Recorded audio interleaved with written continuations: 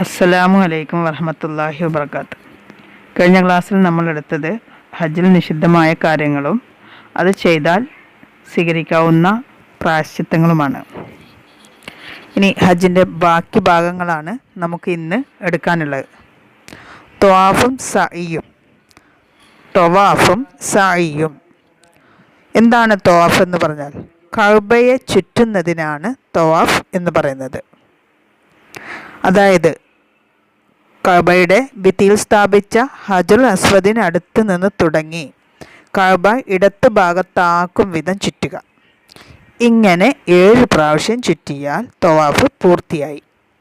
ത്വാഫിൽ നിന്നും വിരമിച്ചാൽ മഖാം ഇബ്രാഹിമിനടുത്ത് വെച്ച് 2 റക്അത്ത് സുന്നത്ത് നമസ്കരിക്കണം. ഇനി ത്വാഫ് 4 വിധമുണ്ട്. ത്വാഫുൽ ഖുദൂം, ത്വാഫുൽ ഇഫാദ, ത്വാഫുൽ വിദാ, ത്വാഫ് തത്തവ്. എന്നാണ് ത്വാഫുൽ ഖുദൂം. മീഖാത്തിൽ നിന്ന് ഇഹ്റാം ചെയ്തു വരുന്നവർ ആദ്യം ചെയ്യുന്നതാണ് ത്വാഫുൽ ഖുദൂം. എവിടെയാണോ മീഖാത്ത് അവിടെ നിന്ന് ഇഹ്റാം, അതായത് നമ്മൾ ഹജ്ജിനോ ഉംറക്കോ വേണ്ടി നിയ്യത്ത് ചെയ്യുന്നതാണ് ഇഹ്റാം. അതിൻ്റെ വസ്ത്രവും ധരിക്കും അല്ലേ. അവിടെ നിന്ന് നേരെ മക്കയിലെത്തിയ ഉടനെ ആദ്യം ചെയ്യുന്നതാണ് ത്വാഫുൽ ഖുദൂം. എന്താണ് ത്വാഫുൽ ഇഫാദ? ദുൽഹജ്ജ് 10-ന് ജംറത്തുൽ അഖബയിൽ എറിഞ്ഞ ശേഷം നടത്തുന്ന ത്വാഫ്. ഇത് ഹജ്ജിൻ്റെ ഒരു ഭാഗമാണ്, ഹജ്ജിൻ്റെ റുക്കിനാണ്. ത്വാഫുൽ വിദാ, ഹജ്ജ് നിർവഹിച്ച ശേഷം മക്ക വിടുമ്പോൾ നിർബന്ധമായും ചെയ്യേണ്ടതും ഉപേക്ഷിച്ചാൽ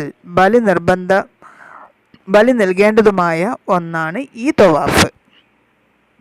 ഇനി ത്വാഫ് തത്തവ്.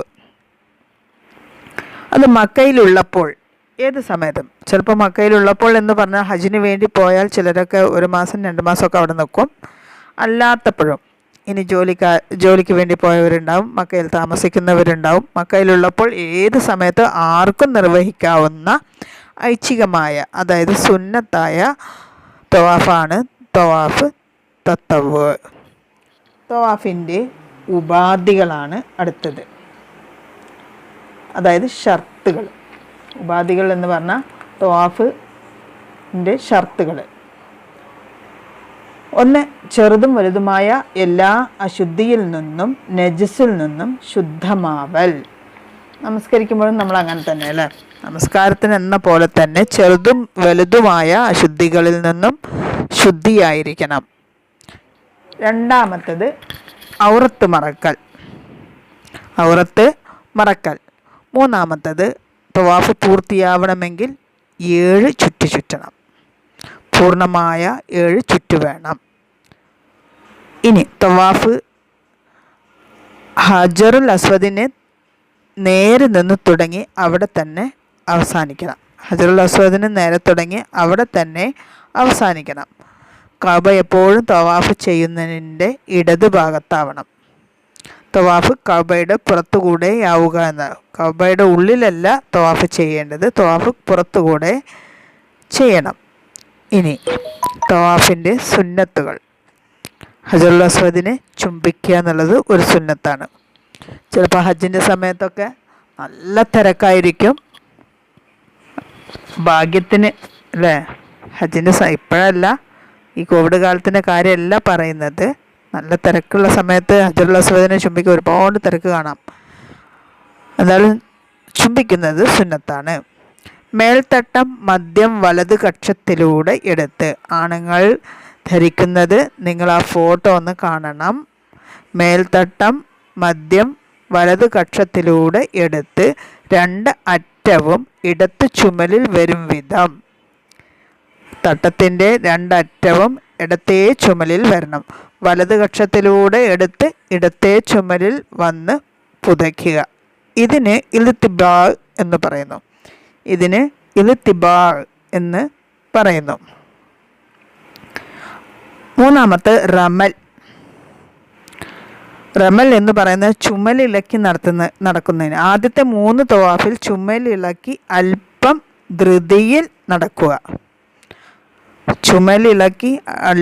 ധൃതിയിൽ നടക്കുക. ഇതിന് റമൽ എന്ന് പറയുന്നു. നാലാമത് റുക്കുനിൽ യമാനി, തെക്കു പടിഞ്ഞാറേ മൂലയെ തൊടൽ. റുക്കുനിൽ യമാനി അഥവാ തെക്കു പടിഞ്ഞാറേ മൂലയെ തൊടൽ.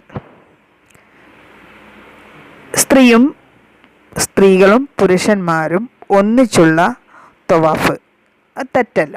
സ്ത്രീകളും പുരുഷന്മാരോടൊപ്പം തവാഫ് ചെയ്യുന്നത് തെറ്റല്ല. നബി സല്ലല്ലാഹു അലൈഹി വസല്ലമയുടെ കാലത്ത് അപ്രകാരമാണ് നടന്നിട്ടുള്ളത്. നബിയുടെ കാലത്തും സ്ത്രീകളും പുരുഷന്മാരും ഒരുമിച്ച് തന്നെയാണ് തവാഫ് ചെയ്തിട്ടുള്ളത്. ഇനി സായി ഹജ്ജിൻ്റെയും ഉംറയുടെയും ഒരു റുക്കിനാണ് സായി. സഫ മർവ കുന്നുകൾക്കിടയിൽ നടക്കുകയാണ് സായി എന്ന് പറയുന്നത്. സഫ മർവ കുന്നുകൾക്കിടയിൽ നടക്കുന്നതിനാണ് സായി എന്ന് പറയുന്നത്. ഇബ്രാഹിം നബി അലൈഹി സ്വലാമയുടെ പത്നി ഹാജറ റളിയല്ലാഹു അൻഹ വെള്ളം തേടി ഈ കുന്നുകൾക്കിടയിൽ നടന്നതിനെ അനുസ്മരിപ്പിക്കുന്നതാണ് സായി. സായിന് 4 നിബന്ധനകൾ ഉണ്ട്. 1. തവാഫിന് ശേഷമാവണം സായി. 2. 7 പ്രാവശ്യം വേണം. 3. സഫായിൽ നിന്നും തുടങ്ങി മർവായിൽ അവസാനിക്കണം. സഫായിൽ നിന്നും തുടങ്ങി മർവായിൽ അവസാനിക്കണം. സഫ മർവ കുന്നുകൾക്കിടയിൽ നിശ്ചിത പ്രദേശത്തു കൂടെ വേണം സഅയ് ചെയ്യുന്നത്. സഫ മർവ കുന്നുകൾക്കിടയിൽ നിശ്ചിത പ്രദേശത്തു കൂടെ വേണം സഅയ് ചെയ്യുന്നത്. സഅയ് ചെയ്യുന്നതിനിടയിലും ദിക്റും ദുആയും കഴിയുന്നത്ര വർദ്ധിപ്പിക്കൽ സുന്നത്താണ്. അപ്പം നമ്മൾ ഇത്രയും കാര്യങ്ങളാണ് ഈ ചെറിയൊരു പാഠത്തിൽ പഠിക്കാനുള്ളത്. അപ്പോൾ ഈ പാഠത്തിൽ ചുരുക്കത്തിൽ നമ്മൾ പഠിച്ചത് കഅബയെ ചുറ്റുന്നതിന് തവാഫ് എന്ന് പറയുന്നു. തവാഫ് 4 വിധമുണ്ട്. തവാഫുൽ ഖുദൂം, തവാഫുൽ ഇഫാദ, തവാഫുൽ വിദാ, തവാഫ് തത്തവ്. ഇനി നടക്കാൻ ശേഷിയില്ലാത്തവർക്ക് വാഹനത്തിലിരുന്നും തവാഫ് ചെയ്യാം. അതാണ് മറ്റൊരു കാര്യം. നടക്കാൻ ശേഷിയില്ലാത്തവന് വാഹനത്തിലിരുന്നും തവാഫ് ചെയ്യാവുന്നതാണ്. ഇനി സഫ മർവ കുന്നുകൾക്കിടയിൽ നടക്കുന്നതിന് സഅയ് എന്ന് പറയുന്നു. ഇത്രയും കാര്യങ്ങൾ നമ്മൾ പഠിച്ചു കഴിഞ്ഞു. ഇനി ഇതിലുള്ള ചോദ്യങ്ങൾ ടീച്ചർ ഈ വീഡിയോൻ്റെ കൂടെ തന്നെ വെക്കുകയാണ്. വീഡിയോ കണ്ട് അവസാനം നിങ്ങൾ ചോദ്യോത്തരം എഴുതണം. തവാഫിൻ്റെ ഇനങ്ങൾ ഏതൊക്കെ? തവാഫിൻ്റെ ഇനങ്ങൾ ഏതൊക്കെ? രണ്ടാമത്തെ ചോദ്യം, തവാഫിൻ്റെ ഷർത്തുകൾ എഴുതുക. തവാഫിൻ്റെ ഷർത്തുകൾ എഴുതുക. ചോദ്യം 3, തവാഫിൻ്റെ സുന്നത്തുകൾ ഏതെല്ലാം? തവാഫിൻ്റെ സുന്നത്തുകൾ ഏതെല്ലാം? ചോദ്യം 4, സഅയ് എന്നാൽ എന്ത്? സഅയിൻ്റെ നിബന്ധനകൾ എഴുതുക. ഇത്രയും ചോദ്യങ്ങളാണുള്ളത്. ഈ ആഴ്ച എനിക്ക് എഴുതി സെൻഡ് ചെയ്യണമെന്നില്ല. അടുത്ത ആഴ്ച, അതായത് ഈ ആഴ്ച നിങ്ങൾ സ്കൂൾ എക്സാമിന് ഒരുങ്ങുകയാണ് അല്ലേ. അതുകൊണ്ട് ഈ ആഴ്ച എഴുതണ്ട. എല്ലാവരും ഈ ചോദ്യങ്ങൾക്കുള്ള ഉത്തരം അടുത്ത ആഴ്ച എഴുതി ടീച്ചർക്ക് സെൻഡ് ചെയ്യുക. അസ്സലാമു അലൈക്കും.